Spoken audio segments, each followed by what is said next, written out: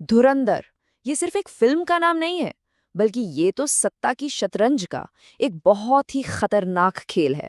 तो इस विश्लेषण में चलिए हम मिलकर जानते हैं कि आखिर ये पॉलिटिकल थ्रिलर हमें विश्वासघात और हाँ, नैतिकता के बारे में क्या सिखाती है। सत्ता, विश्वासघात और नैतिकता, यही वो तीन शब्द हैं, वो तीन पिलर्स जिन पर धुरंधर की पूरी कहानी टिकी हुई है। और सच कहूं तो यही वो टेंशन है, वो खिंचाव है जो पहले ही सीन से ऑडियंस को अपनी पकड़ में ले लेता है, एकदम जकड़ लेता है। तो चलिए सबसे पहले धुरंधर की दुनिया में कदम रखते हैं। एक ऐसी दुनिया जहां हर मोड़ पर, हर कोने में बस राजनीतिक साजिशें ही बिछी हुई हैं। धुरंधर को एक इंटेंस पॉलिटिकल थ्रिलर के तौर पर देखा जाता है। अब क्यों? क्योंकि इसकी कहानी का जो सेंटर पॉइंट है ना, वो एक जबरदस्त टकराव है।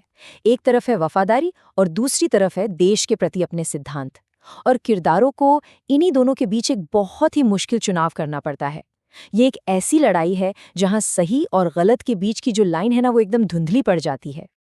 अच्छा, तो अब बात करते हैं इस फिल्म की जान की, यानी कि दो किरदारों की टक्कर की।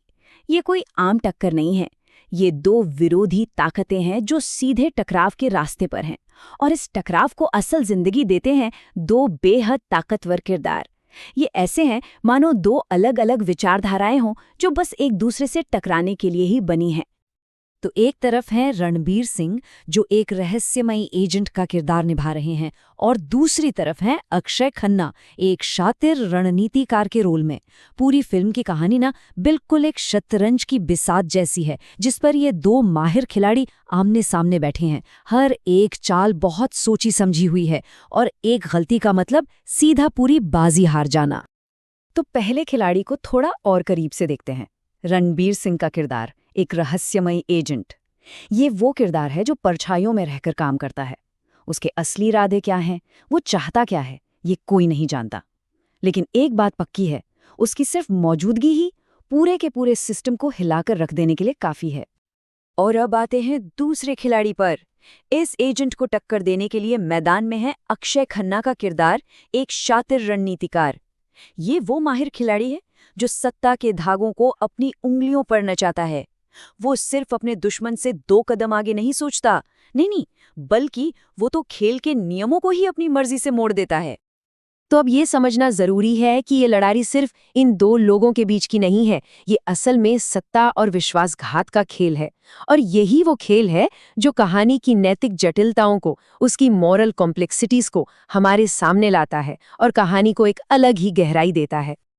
तो ये तीन चीजें देखिए, सत्ता पाने की जबरदस्त चाहत, उस चाहत में अपनों से मिला विश्वासघात का दर्द, और इन सब के बीच सही और गलत का धुंधलाता हुआ फर्क।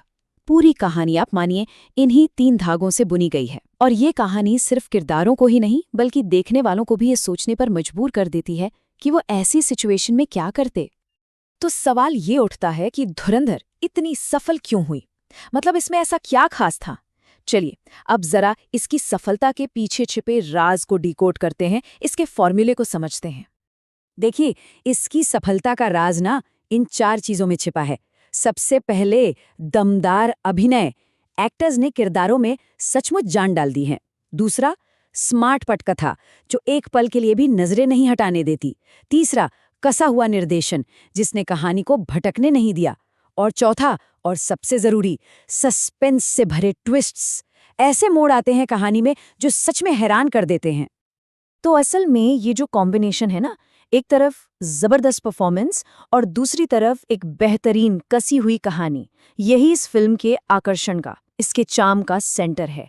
ये सारे के सारे एलिमेंट्स एक मशीन के पुर्जों की तरह मिलकर काम करते हैं, और शायद यही वजह है कि फिल्म देखने वालों पर एक बहुत गहरा और यादगार असर छोड़ जाती है।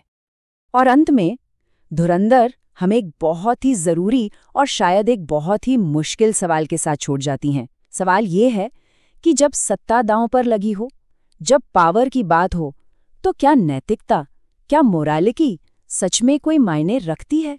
क्या उसकी कोई कीमत बचती है? और अपनी महत्वाकांक्षा को पूरा करने के लिए कोई कितनी बड़ी कीमत चुका सकता है? इस पर सोचिएगा जरूर।